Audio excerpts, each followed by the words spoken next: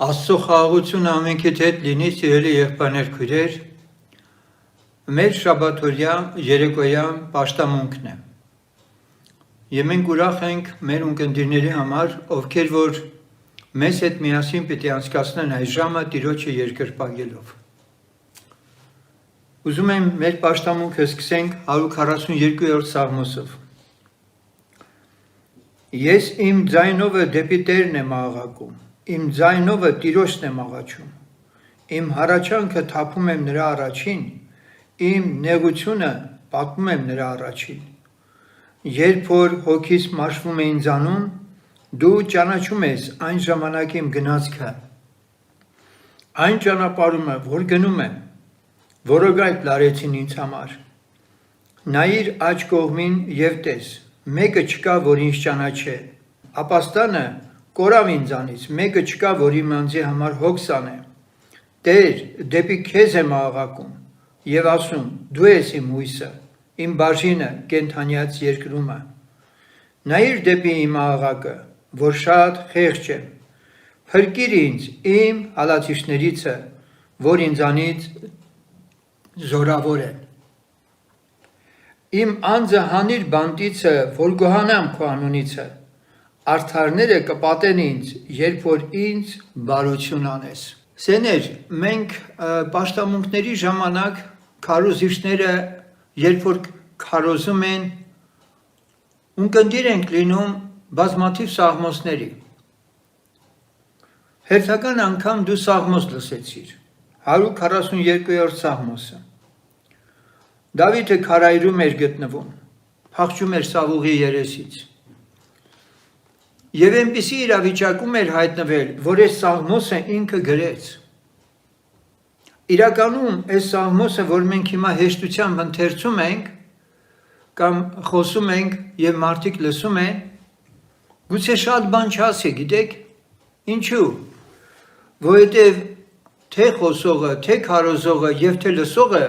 գուցե այս վիճակում չի եղել, այսպիսի բաներ չեն հանդիպել իրեն։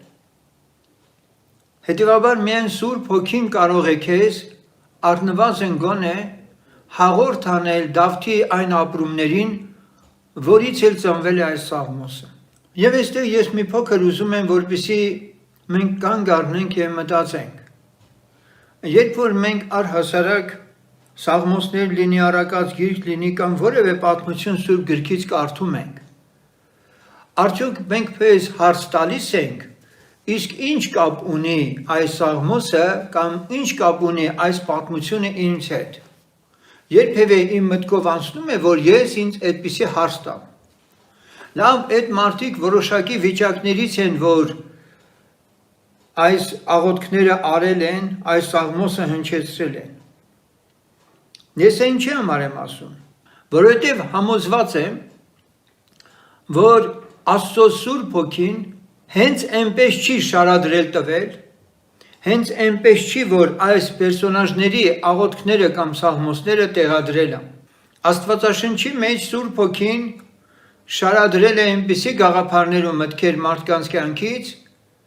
որոնք այսօր փնտրում է այդ նույն հոգեվիճակները մեր մեջ։ Բայց եկեք անկեղծ լինենք, արդյոք մենք մի փոքր անգամ մոտ ենք այս իրողություններին։ Երբևէ ես ուզում եմ հարց տալ, երբևէ եղել է, որ դու աղաղակես Տիրոջը, որովհետև այստեղ ասում է, ես իմ ձայնովը դեպի Տերն եմ աղաղակում, իմ ձայնովը Տիրոջն եմ աղաչում։ Հատուկ շեշտադրում կա այստեղ, որ սա մի հատ սովորական աղոթք չի, որ ես ու դու անում ենք։ Սա աղաղակ է, սա աղաչանք է, և գրված է, որ իմ ձայնովը, և այդպես շատ սաղմոսներ կան։ Մի անգամից ասեմ ձեզ, որ այսօր էլի խոսք է լինելու աղաղակելու մասին, և ամբողջ սաղմոսների գրքի մեջ գրեթե 50 անգամ աղաղակել բառը գոյություն ունի, քան որևէ մեկ այլ գրքում Աստվածաշնչի։ Այս սաղմոսի մեջ ինձ համար շատ հետաքրքիր մի հատ միտք եմ դուրս գրել, որ այդ միտքը նաև ուզում եմ փոխանցել ձեզ, որ ձեր սրտերին էլ հաճելի լինի։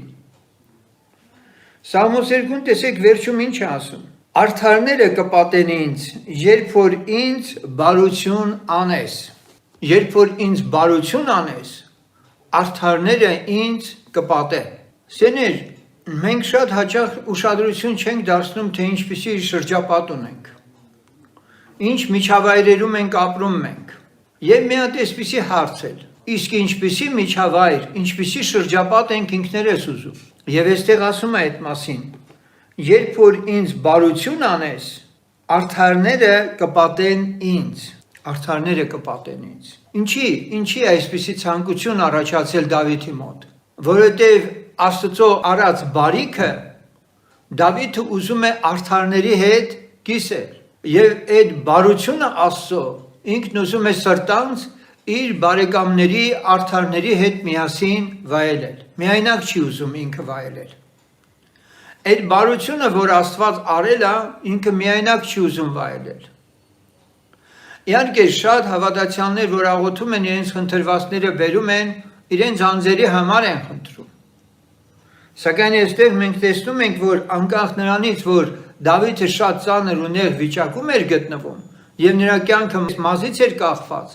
մահը ամեն անգամ նրան հետապնդում էր, բայց նա մտածում էր,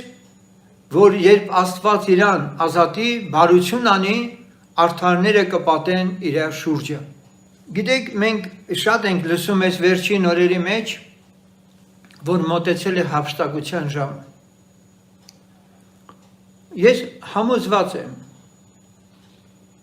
հափշտակվող անձերը իմաստուն կույսերի պես իրանց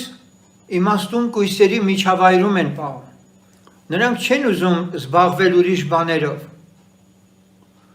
Եվ երբ որ ասում են, որ Տիրոջ գալը մոտ է, հափշտակությունը մոտ է, լավ են անում, ճիշտ են ասում։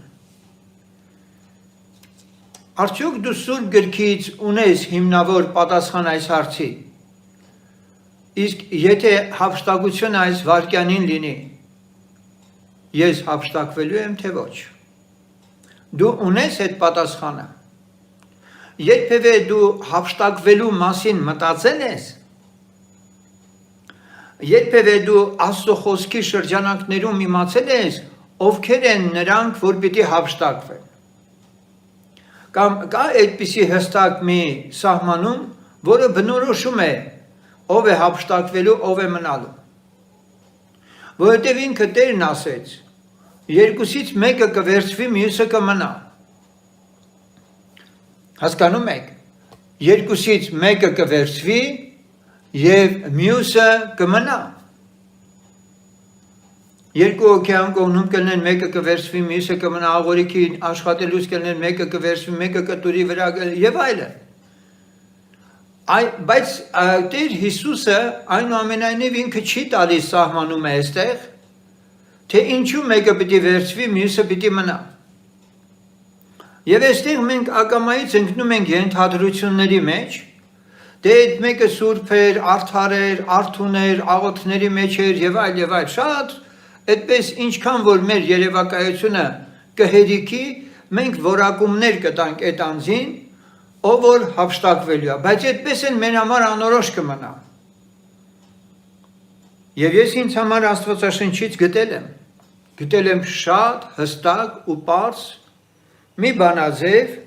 համաձայն որի հափշտակվելու է այն անձը, ով որ բավարարում է հենց այս կետին։ Այս համարը լավագույնս է բնորոշում,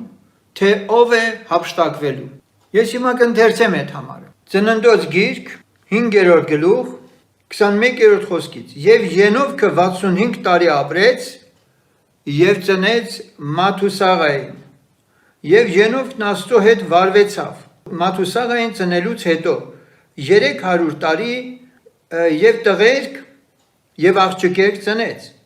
Եվ Ենովքի բոլոր օրերը 365 տարի եղավ։ Եվ Ենովքը Աստծո հետ վարվեցավ և չէր գտնվում, որովհետև Աստված առավ նրան։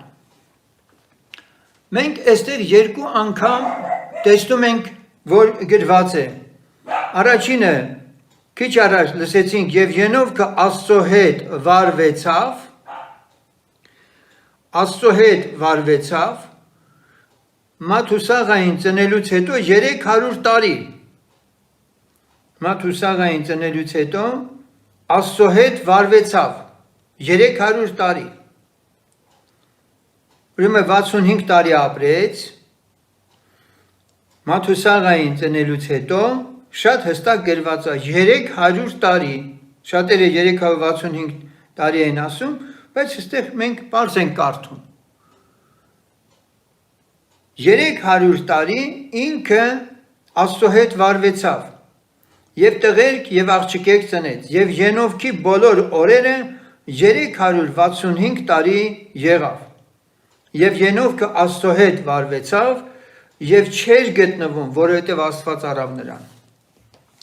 Ստացվում է, որ Մաթուսաղային ծնելուց հետո 65 տարի որ ապրեց, Ենովքի մոտ մի ճանաչողության, մի այսպիսի փայլատակում եղավ Աստծո վերաբերյալ եւ չի մանրամասնում, թե ինչու այդ տարիքից հետո ինքը 300 տարի շարունակեց Աստծո հետ վարվել։ Աստված իր անձը հայտնի արեց Ենովքին եւ Ենովքը հավատարմորեն 300 տարի Աստծո հետ վարվեցավ։ Ուրիշ թարգմանություններում քայլեց Աստծո հետ։ Ահա ձեզ պատասխանը։ Տերը նրան առավ, վերցրեց։ Նա գերեզման չունեցավ երկրի վրա։ Եվ մենք կարդում ենք, որ Պողոս առաքյալն ասում է, հափշտակությունը նմանատիպ մի բան է լինելու։ Սակայն հափշտակվող թեկնածուն այն անձն է լինելու, ով Տիրոջ հետ վարվեցավ։ Այսպիսով, խնդիրը դրված է շատ հստակ։ Մենք երկրի վրա մեր աստվածպաշտության սնանք ճանաչողության սահմաններում պիտի մնանք։ Մենք պիտի մենակ խոսենք, աղոթենք, կանչենք, մեր ունեցած, մեր ուզած պաշտամունքները անենք, Աստված իր ողորմությունն անի, բայց այդպես էլ մենք նրա հետ վարվելու ոչ ձևը իմանանք եւ ոչ էլ վարվենք։ Սա խնդիր է։ Եվ այն խնդիրը իմ առջև է դրված եւ ձեր առջև է դրված։ Նրանց մասին է խոսքը, ովքեր ապաշխարած են, վերստին ծնված են եւ սպասում են Տիրոջ երկրորդ գալստյանը։ Այստեղ մենք նոր կտակարանյան ժամանակներում առավելագույնս հնարավորություն ենք տեսնում, որ մարդ արարածը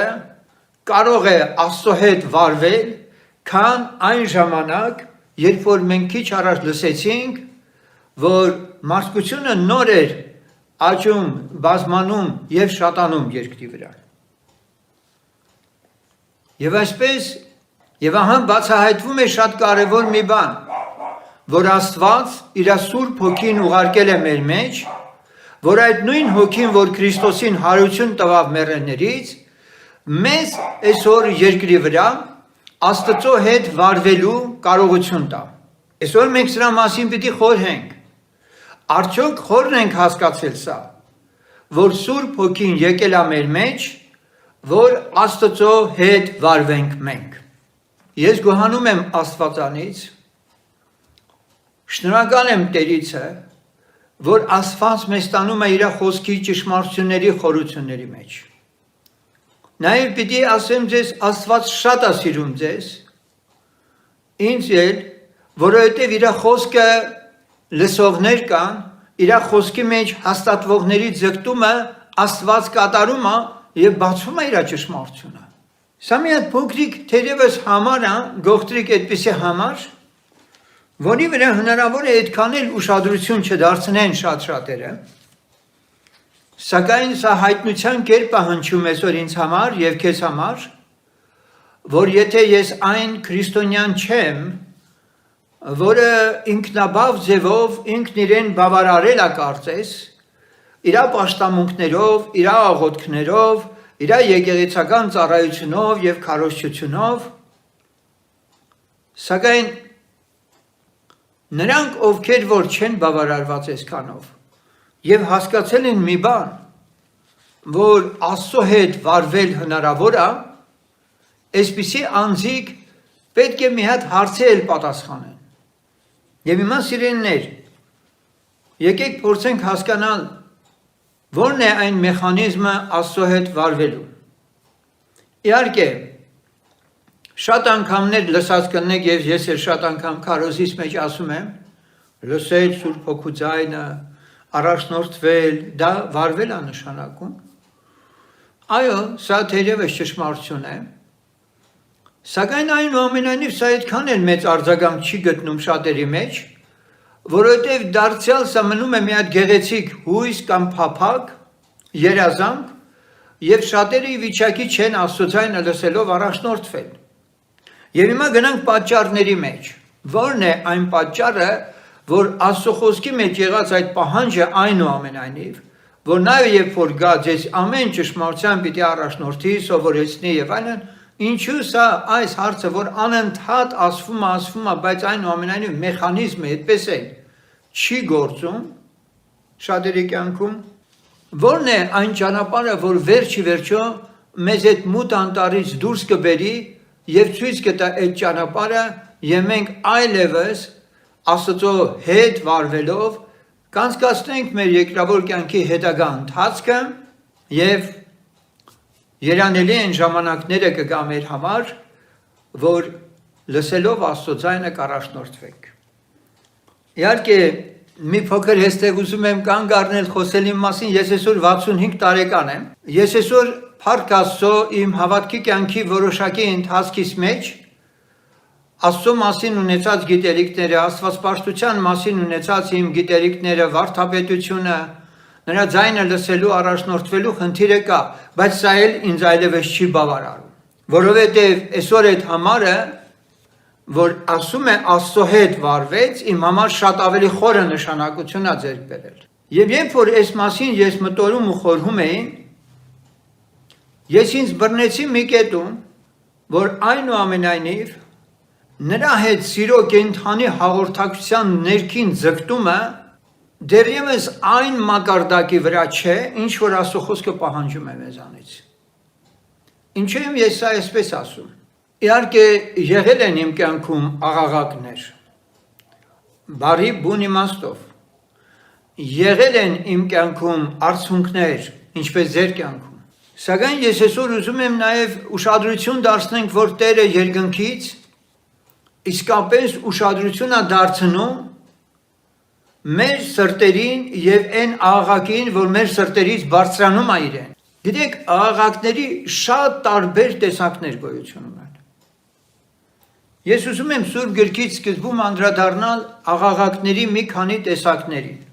Մենք կարդում ենք. Հովհաննեսը վկայում է նրա համար եւ աղաղակեց եւ ասեց. Սա էր, որի համար ասում էի, թե ինձանից հետո եկողը ինձանից առաջ եղավ, որովհետեւ ինձանից առաջ էր։ Հովաննում 1:15։ Սա Ավետիսի աղաղակ էր։ Բարի լուրի աղաղակ էր։ Հովհաննեսը դա հանգիստ այդպես դասախոսության նման չէ, որ սա ներկայացնում է։ Հովհաննեսը աղաղակում է, նրա շուրջը կան բազմություն, մարդիկ կան, եւ նա աղաղակում է, ցույց տալով, ասելով, ահա Աստծո գառը, որ վեր է առնում աշխարհի մեղքը։ Նա աղաղակում է։ Այս աղաղակի, այս բարձր գոչելու նպատակը ո՞րն է։ Մարդկանց ողջ ուշադրությունը կլանելու եւ ուղղելու այն ուղղությամբ, որին ինքը արդեն ուղղում է։ Սա Ավետիսի աղաղակ է։ Մենք Հիսուսի մասին լսում ենք, որ մարգարեությունը, Եսայի մարգարեն ասում է այդ մասին, որ նրա աղաղակը չի լսվի, այսինքն Տեր Հիսուս Քրիստոսի։ Սակայն միտեղ մենք այնուամենայնիվ մենք կարդում ենք, որ Հիսուս Քրիստոսը աղաղակում էր։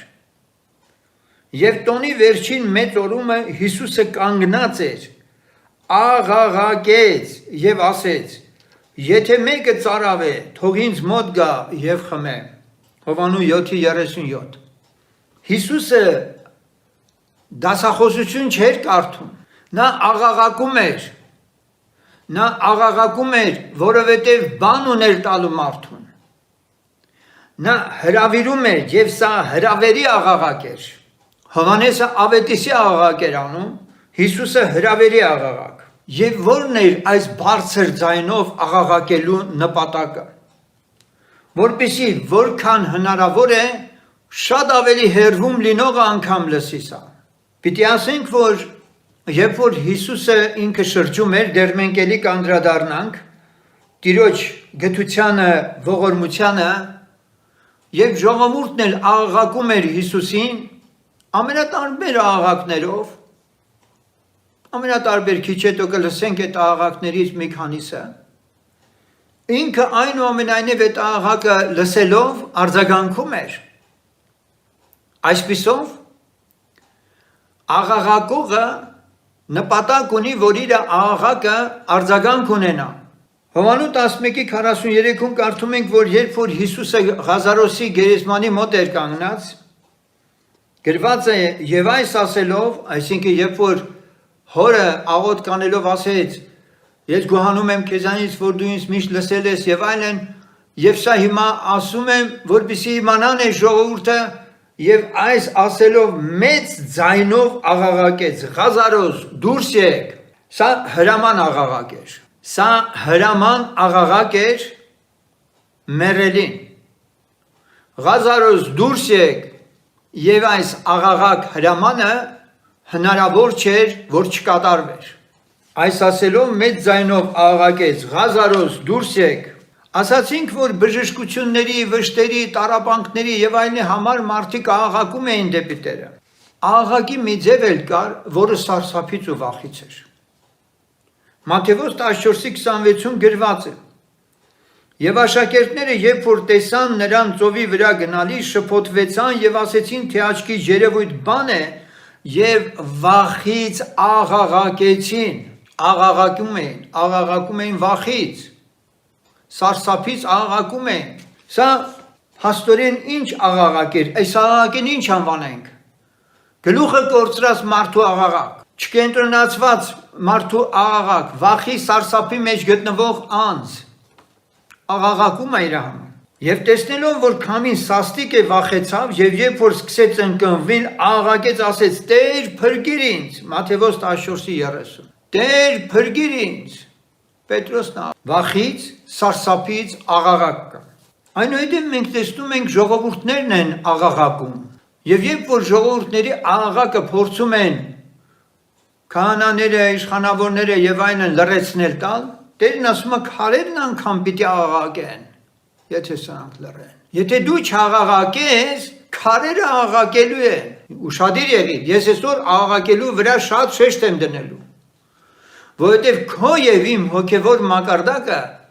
շատ կարիքն ունի, որ բարձրանա աղաղակելու մակարդակի։ Եվ առաջից եւ ետևից գնացող ժողովուրդները աղաղակում էին եւ ասում. Ովսաննա Դավթի որդուն, օրհնյալ է Տիրոջ անունով եկող, Ովսաննա բարձունքներում է։ Մատթեոս 21:9։ Ինչ աղաղակ էր ժողովրդի աղաղակը։ Ովսաննաները ինչ աղաղակ էր։ Ցնծության աղաղակ։ Հալելույա։ Սիրելիներ, իմ ասածս շաբլոն դարձած ինչ որ աղաղակ չի, որ այսօր շատ եկեղեցիներում աղմկոտ կերպով այդպես բարձրաձայն գոչում են եւ այլն։ Իմ ասածը սրանք չի։ Իմ ասածը սրտի խորքից, վստահության, ներքին համոզվածության, Սուրբ Հոգու ներգործությունը վայելող աղաղակ է, որ պիտի բարձրանա երկին։ Տերը չի ուզում ներքևից սարքած աղաղակ բարձրանա։ Տերն ուզում է, որպեսզի իր Սուրբ Հոգու ներգործությունից այդ աղաղակը բարձրանա երկինք։ Այնուհետև մենք կարդում ենք, որ դարձյալ կանայք, երբ որ այցելություն էր անում Տերը, նրանք էլ մեծ, այդպես ասած, խանդավառությամբ եւ ոգևորությամբ աղաղակում էին։ Մարգարեն չի կարող հանդարտ հաճախ մարգարեանալ։ Նրա ձայնը կարող է շատ խրոխտ հնչել։ Կես գիշերին աղաղակ եղավ, ահա փեսան գալիս է, դուրս եկեք նրան դիմավորելու։ Կես գիշերին աղաղակ եղավ,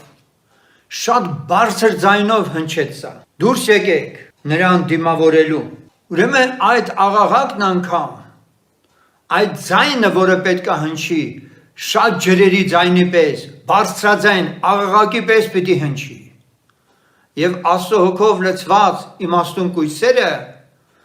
իրենց հոգիների մեջ այդ աղաղակը լսելու են, դա արձագանքվելու է, որովհետև նույն հոգին է, որը պիտի այդ աղաղակը հասու դարձնի արթուն իմաստուն կույսերին։ Եվ թեպետ ինչպես ասացի գրված է Եսայի 42:2-ում, որ նա չի աղաղակիլ, ձայն չի բարձրացնի եւ իր ձայնը լսել չի տալ դրսում, պետք է ճիշտ հասկանանք, որ Տեր Հիսուսը ոչ մեկին չէր փորձում համոզել։ Գիտեք, այսօր մարդիկ կան, որ իրենց ճշմարտությունը հաստատելու համար գորգորալով են խոսում, մարդկանց վրա ինչ որ լուտանքներ թափելով են խոսում, որպեսզի իրենց ճիշտ լինելը ապացուցեն։ Ահա այսպեսին չէր մեր Տերը։ Նա երբեք իր խոսքը որևէ մեկին ապացուցելու, համոզելու խնդիր չէր դնում։ Նույնն էլ մենք ենք անում։ Դարձյալ Եսայի 54:1-ում կարդում ենք. «Ցնծա ով ամուլ, որ չէիր ծնում, բարձրաձայն աղաղակելով ցնծա, եւ աղաղակիր ով երկունք չքաշող, որովհետև երեսից ձգվածի որդիքը շատ են Արամբի որդկանցիցը»։ Ինչ աղաղակ է այս աղաղակը։ Ցնծության աղաղակ, ցնծության աղաղակ։ Վերջապես ժողովրդի մեջ աղաղակի մի ձև էլ կար։ Մատթեոս 27:23-ում կարդում ենք. «Կուսակալն ասեց, ապա ինչ չար բան է արել, բայց նրանք էլ ավելի էին աղաղակում եւ ասում. խաչվի»։ Ամբոխը գոչում էր. խաչը հանիր դրան, խաչը հանիր դրան,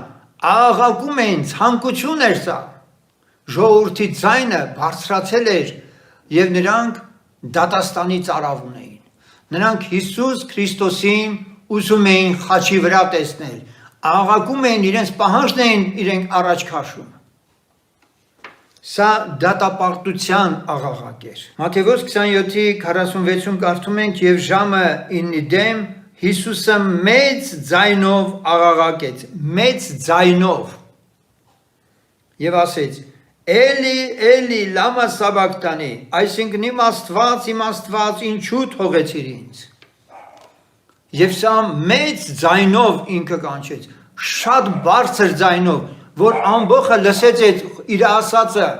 եւ ասում էին, եւ յայնա կանչում, տեսնենք գա կօգնի իրան թե չէ, բրկիր են թե չէ։ Եվ ես ուզում եմ, որպեսզի Եբրայեցից 5:7-ում էլ տեսնենք, որ այս աղաղակները, որ Հիսուսի մասին լսեցինք, միակը չէր։ Նա, որ իր մարմնի օրերումը աղոթք եւ աղաչանք էր, աղաչանք սաստիկ աղաղակով եւ արտասուքով մատուցանում էր նրան, որ կարող էր ազատել նրան մահից եւ լսվեցավ իր բարեպաշտության համար։ Եբրայեցից 5:7։ Սեներ Աստծո որդին մարմնի օրերումը երկրի վրա, աղոթք, աղաչանք, սաստիկ աղաղակ եւ արտասուք։ Դուք պատկերացնում եք սա ինչ է նշանակում։ Եվ արտասուք էր անում ինքը։ Սաստիկ գոչումով, ուրիշ թարգմանությունով, աղաչանք, սաստիկ աղաղակով, արտասուքով մատուցանում էր Աստծո որդին Գեթսեմանում։ Ես ու դու այսպիսի աղոթք կարել ենք, մեզ համար շատ հեռու է սա։ Մտածեք սրա մասին։ Քո արջև խնդիր դրել ես այսպես հարաբերվել Աստծո հետ, քո ներքին սենյակում, քո Աստված ճանաչողությունը քեզ բերել է այս գիտակցման, ով է Աստված քո համար։ Այս վիճակը ապրիր եւ այն ժամանակ դու ճշմարտապես հաղորդ կլինես կենթանի Աստծուն։ Մնացածը խղճուկ կրոնի է տանում քեզ։ Աղաղակել ես երբևէ, սաստիկ գորում գոչումով, ծոմերով անձդ մաշել ես, Աստծուն փնտրել ես քո կյանքիդ մեջ հենց այսպես։ Այդ մարդիկ որ քիչ առաջ լսեցինք անգամ Ենովքի մասին, համոզված եմ, որ ինչպես մարգարեության մեջ է գրված եւ Տերն ասում է, եւ դուք կգնաք եւ աղոթք կանեք, եւ ինձ կփնտրեք, եւ ձեր բոլոր սրտովը կփնտրեք ինձ եւ կգտնեք, եւ լսելի կլինեմ ես, եւ դուք էլ ինձ կկանչեք եւ ես կլսեմ ձեզ, ինձ կգտնեք։ Ենովքը հենց այսպես է գտել Աստծուն։ Հենց այնպես մի օր չի արթնացելու Աստված ասել ես եկել եմ ահա ես։ Ենովքն իր սիրտը պատրաստել է դրա համար։ Եվ գրվածն ասում է ով է որ իր սիրտը պատրաստեց ինձի մոտենալու։ Եվ ուրեմն սիրելիներ մի հատ եկեք մտածենք մենք։ Որն է մեր աստվածպաշտության այսօրվա մակարդակը։ Բավարարում է քեզ դա։ Դա իմ խնդիրը չէ։ Դա քո ընտրությունն է։ Բայց մարդիկ կան, Քրիստոսի աշակերտներ, որոնք տարածիորեն ուզում են հետևել ճիշտ այն կյանքին, որ ապրել են Աստծո մարդիկ։ Հիմա միշտ զարմանալի համար էլ ձեզ պիտի ասեմ։ Մենք աղաղակող պաշտամունք որովհետև չունենք եւ հանկարծ տարօրինակ ենք համարում ես ինչի մասին է խոսում Կամո եղբայրը։ Բերում եմ Հռոմեացի 8:15 եւ դու մի հատ քննիր քո անձես համարի շուրջ։ Քո քնած գաղ վիճակիդ պաշտամունքը եւ սա բեր համեմատենք իրար։ Որովհետեւ դուք ծառայության հոգին չարակ, որ դարձյալ վախենակ, այլ որդեգրության հոգին առակ, որ ինչ է անում, կանչում է Աբբա հայր, ոչ, աղաղակում ենք Աբբա հայր։ Ինչո՞վ ենք աղաղակում Աբբա հայր, Սուրբ Հոգով։ Սուրբ Հոգին եկել է քո մեջ, որ քեզ ինձ աղաղակել տա։ Այսօր ես ուզում եմ, որ դու փոխվես։ Այսօր ուզում եմ, որ քո մտքիդ մեջ իսկապես լուրջ փոփոխություն տեղի ունենա։ Կամ դու պիտի շարունակես մնալ Աստծուց ինչ-որ մի բան մշտապես խնդրող անձ, կամ դու պետք է վերջո քո կյանքիդ մնացած տարիների մեջ սա նպատակ դարձնես։ Աստծո հետ վարվել եմ ուզում,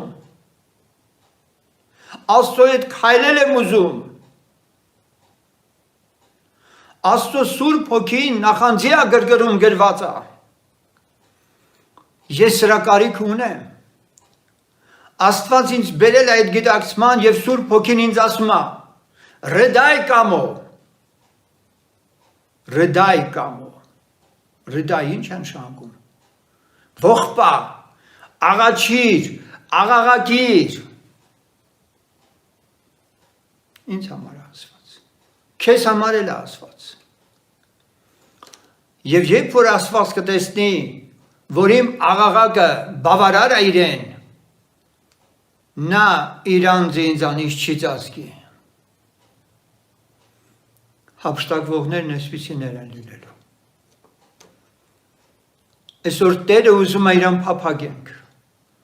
Այսօր Տերը ուզում է, որ մենք ամեն ինչից զատ իրան փափագողներ լինենք։ Եվ այսպես աղաղակ, որ Սուրբ Հոգուց է լինում։ Սուրբ Հոգուց աղաղակ։ Ցավալիորեն պիտի ասեմ, որ Աստված ուշադիր է երկրի վրայի ցանկացած աղաղակին եւ գոյություն ունի նաեւ սոդոմական աղաղակ։ Ամբողջ ձեր շրջապատը նայեք։ Սոդոմական աղաղակին սպասում են երեկոներն ու գիշերները, բոլոր փաբերում, ես չգիտեմ խաղասրահներում, ամենուր աղաղակներ կան։ Եվ Եհովան ասեց, որովհետև Սոդոմի եւ Գոմորի աղաղակը շատացավ, եւ որովհետև նրանց մեղքն էլ շատ ծանրացավ։ Իշտեմ տեսնեմ, այդ աղաղակի պես եղավ թե չէ։ Մեղավոր մարդիկ էլ աղաղակում են։ Մեղավոր մարդիկ էլ աղաղակում են, սակայն այս աղաղակը հակառակորդի աղաղակ բարձրացնելու ակունքից է գալիս։ Դա մարմնի աղաղակա։ Եվ այսպես ես ուզում եմ, որպեսզի Սաղմոսների մեջ դու նորից փնտրես այս բառը եւ կգտնես Տիրոջը աղաղակեցեք։ Որքան անգամներ ասա գրված։ Աղաղակեցեք Տիրոջը։ Աղաղակեցեք Տիրոջը։ Եվ ես հիմա ուզում եմ 40-րդ Սաղմոսը լսենք։ Ինձ համար շատ նվիրական Սաղմոս, որ հայտնությամբ եմ արել, մարգարեական հայտնությամբ, այս Սաղմոսը իմ Սաղմոսն եմ համարել։ Կարծում եմ շատերից շատ նվիրական Սաղմոս է այդ Սաղմոսը։ Սպասելով սպասեցի Տիրոջը, եւ նա դեպի ինձ նայեց եւ աղաղակս լսեց։ Աղաղակս լսեց։ Եվ ինձ հանեց կորստի հորիցը, տիղմոտ ցեխիցը, եւ վեմի վրա կանգնեցրեց ոտներս, եւ գնացքս հաստատեց։ Տիղմոտ ցեխից հանեց, վեմի վրա հաստատեց։ Եվ նոր երկ դրավ իմ բերանումը, մեր Աստծո օրհնությունը շատերը կտեսնեն եւ կվախնան եւ Տիրոջը կհուսան։ Հիմա տեսնում եք Աստծո հետ վարվել է ինչպես է լինում։ Մարդն աղաղակել է Տիրոջը եւ Տերը որոշել է իր հետ վարվի։ Նոր երկ դրավ իմ բերանումը, մեր Աստծո օրհնությունը եւ այսպես Տիրոջ սովորությունն է։ Տիրոջ խառնվածքի մեջ սա կա, որպեսզի մեկը իր հետ հարաբերվի, իր ամբողջ սրտովը պետք է փափագի իրեն։ Այդ անձը պիտի իր ամբողջ սրտով ցերեկ ու գիշեր աղաղակի փնտրի Տիրոջը, քեզ եմ ուզում, քեզ հետ վարվել եմ ուզում, հոգս չունեմ ոչ մի, բացի այս հոգսը, որ ես քեզ հետ հաղորդ լինեմ, Աստծո հոգին դրան տանում է։ Տերը ներկա է այս պաշտամունքին, վստահ եմ, որ նա չի ուզում իր անձը ծածուկ պահի ձեզանից, ոչ մեկից էլ, նա անշուշտ այսպիսի սրտեր, երբ որ տեսնում է իր հետ վարվելու փափագ ունեցողներ, նա հայտնում է իր անձը։ Սեներ, շատերիս կյանքը նման է Հովնանի կյանքին, որ փոթորկվող նավի մեջ խորը մի ինչ որտեղ իջել էր իր համար պարկել քնել էր։ Պարկել քնել է։ Եվ հանկարծ իրան մոտեցան ու ասեցին։ Եվ նավապետը նրա մոտ եկավ եւ ասեց նրան. «Ինչ ես մրափել, վեր կաց աղաղակիր քո Աստծուն»։ Հալելույա։ Ինչ ես մրափել, դադարիր քո գաղջ վիճակից, Աստծո երեսը փնտրի, վարվի Աստծո հետ։ Նավապետը ասում է աղաղակիր քո Աստծուն, գուցե Աստված հիշե մեզ եւ մենք չկորչենք։ Եթե դու ուշադիր լսի, եթե դու Աստծո խաղաղություն տրված ժամանակի մեջ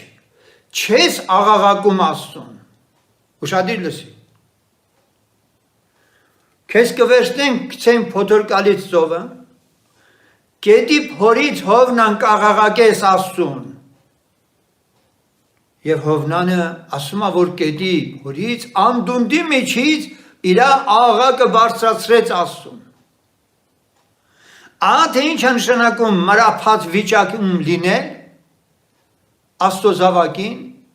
որը Տերը դա չի ուզում, Տերը կվերցնի քեզ, կփոխի ուրիշ մի միջավայր,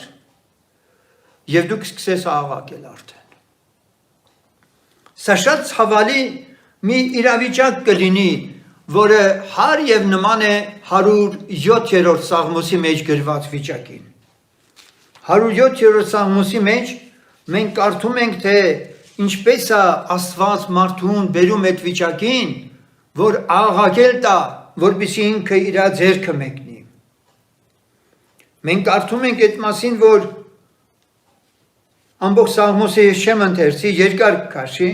բայց ես ընդամենը կրկնվող մի քանի նախադասություններ կկարդամ, երբ մարդիկ ամենատարբեր փորձությունների մեջ են ընկնում, եւ նրանք դեպի Տերը աղաղակեցին իրանց նեղությունումը, եւ նա փրկեց նրանց իրանց վշտերիցը։ Ինչու միշտ նեղության մեջ լինես նորը աղաղակես։ Ինչու։ Դարձյալ մենք շարունակությունը տեսնում ենք եւ նա նրանց սիրտը խոնարհեցրեց նեղությունով, որ տկարացան, որ ոչով չկար որոքներ։ Սիրտը խոնարհեցրեց նեղությունով, այդ սիրտը չէր ուզում խոնարհվեր։ Բայց Տերը ճանապարհ ունի։ Նա այդ սրտին խոնարհեցնելու համար նրան նեղության մեջ տարավ։ Տկարացրեց։ Ինչի համար։ Որպեսզի այս անձը աղաղակի եւ դեպի Տերը աղաղակեցին իրանց նեղությունը եւ նրանց փրկեց իրանց վշտերիցը։ Այնուհետև ներքևում մենք կարդում ենք այդ մասին եւ ամեն անգամ միշտ ասում է, որ գոհանանք Տերիցը։ Անձերը կերակրից զզվեցին։ Ովքեր։ Հիմարներն իրանց անօրինության ճանապարհի համար, իրանց անիրավության համար նեղություն քաշեցին։ Հիմարները։ Եվ հիմա Տերը ուզում է իմաստուն անի։ Նրանց անձերը ամեն կերակրից զզվեցին, մինչև մահի դռները մոտեցան, եւ դեպի Տերը աղաղակեցին իրանց նեղությունը, եւ նա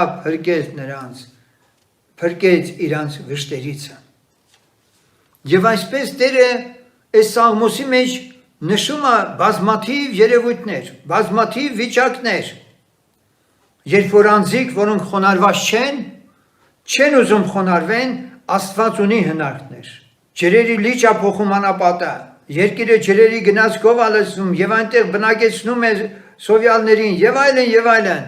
եւ թող գոհանան Տերից այս ամենի համար։ Այս սաղմոսը ավարտվում է մի շատ հետաքրքիր նախադասությամբ։ Ուղիղները այս կտեսնեն եւ ուրախ կլինեն, եւ ամեն անօրինություն կխփե իր բերանը։ Ով է իմաստուն, որ այս բաները պահե, եւ նա կհասկանա Տիրոջ ողորմությունները։ Եվ հիմա սիրելիներ, ես նորից եմ կրկնում։ Մենք ունենք առայժմ խաղաղ ու հանդարտ ժամանակներ։ Եվ շատ է խոսվում այդ մասին, որ Տերը գալիս է, հափշտակությունը մոտ է։ Եվ մենք քիչ առաջ լսեցինք Ենովքի օրինակով, որ Տիրոջ կողմից ստացավ Ենովքը այդ գնահատականը, որ ինքը հաճելի էր, վարվել է Աստծո հետ եւ Տերը իրան վերցրել է։ Ուրեմն կա մի հոգևոր կյանքի լիմիտ, որը Տերը այսօր ակնկալում է երկրի վրա ինձանից ու քեզանից։ Եվ այդ լիմիտը իր մեջ մեկ բառով սա է նշանակում. վարվել, ում հետ, Աստծո հետ։ Հնարավոր է դա, այո, Աստծո հոգին Աստված ուղարկել է իմ ու քո մեջ, որ մեզ աղաղակել տա Աբբա Հայր, մեզ կենդանի հաղորդակցության մեջ տանի նրա հետ, վարվել տա նրա հետ, գնալ ու քայլել նրա հետ եւ քեզ ոչինչ չի սպառնալու։ Երբ որ դու քո ամենօրյա կյանքի մեջ Աստծո հետ վարվելու ճանապարհը գիտես, որ այդ գիտությունը ունես եւ դրա մեջ հաստատվել ես, եւ քեզ ոչ մի հարանվանակման, դոգմատիկ, քարացած սկզբունքներ քեզ չի կաշկանդում այսօր։ Կա Աստված, որի հետ կարող ես վարվել։ Եվ այսօր մենք այդ եզրագծին ենք մոտեցել։ Նոմինալ քրիստոնեությանը վերջ, գաղջ վիճակին վերջ, թմրած վիճակին վերջ, ինքնաբավ վիճակին վերջ, արթնանալ է պետք, Տիրոջ հետ վարվել է պետք, փնտրել է պետք նրա խորհուրդներն ու ճամփաները, Սուրբ Հոգով լցվել է պետք եւ քո ներքին սենյակում ծոմով եւ աղոթներով, քո անձդ աղաղակով Տիրոջ առջև բերելով, սրտանց ոչ թե օրենքի սկզբունքներով, ներքին խորը կարիքով եւ ճիչ արձակելով կարող եմ ասել, փնտրիր եւ նա պիտի անպայման քեզ այցելի։ Հիմա մեկը կարող ասել, որ Աննանել լսվեց Տիրոջ կողմից, եներ իմ խոսքս աղոթքը լսելու եւ աղոթքի պատասխան տալը չի։ Դու այսօր էլ աղոթում ես, ստանում ես պատասխանը, Աստված ողորմած է։ Իմ ասացիս իմաստը բուն Աստծո հետ հարաբերության վարվելու այս սկզբունքը տիրապետելն է, ու սրանում գնալն է եւ արդյունք ունենալն է եւ Տերիցը խոսք ունենալն է, ինչպես որ Տերն ինձ ասում էր, որ ես պետք է աղաղակեմ, աղաչեմ, որովհետև մենք այսօր շատ բանով ենք զբաղված, բայց ոչ իրանով շատ անգամ։ Եվ այսօր Աստված ուզում է։ Աստված ուզում է ինքը իր երեսը չի թաքցնում մեզանից։ Առաքյալն ասում է բաց երեսով մենք այսօր կանգնած ենք իր առջև, նա չի ուշանա։ Ճիշտ է, որ մենք այլաբանորեն միշտ ասում ենք, հասկանում ենք, ահա կանգնած դուրը թակում եմ, եթե մեկը բան այն ներս կգամ խնջույք կանենք, սրանք բոլորը զգացողությունների դաշտին են վերաբերում։ Լավ է, շատ լավ է։ Խնդիրը սա չէ, որ դու Քրիստոս չունես քո մեջ, դու ունես արդեն վերստին ծնված ես։ Խնդիրը սա է, որ դու այդ Քրիստոսին, որին դու հավատքով ունես քո մեջ, նրա հետ մոտիկ ու կենթանի հաղորդակցության գիտությունը չունես։ Եվ թող Տերը օգնի մեզ։ Աստված թողորտնի, որ մեզանից ամեն մեկը այսօր արթնանա իր համար եւ մտածի, որ երկինք երկիր ստեղծող ամենակարող Աստված չի սահմանափակվել սրանով, մեր առջև չի դրել մի բան, որ կարդացեք, հասկացեք, աղոթեք, լսում եմ, պատասխանում եմ եւ այլն, որ սովորույթի համաձայն ամեն անգամյան նույն պաշտամունքներն անընդհատ ունեցեք, բայց ինձ հետ ոչ մի կապ, ոչ սեներ։ Սրան այլևս մենք պետք է այլ տեսանկյունից նայենք։ Եթե իմ պաշտամունքի մեջ օր-օրի ես չեմ աճում Աստծո հետ վարվելու գիտության մեջ, ուրեմն ես գաղջ եմ, սառած, պաղած մեկն եմ եւ երբեք նման վիճակը Տիրոջը հաճելի չի կարող լինել։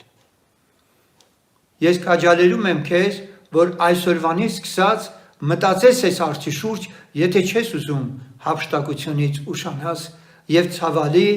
այդ մեծ նեղության փուլը թևակողես։ Թող Տերը օգնի քեզ, Տերը զորացնի բոլորիս, որպեսզի Տիրոջ հետ վարվելը մեր նպատակը դարձնենք։ Ամեն։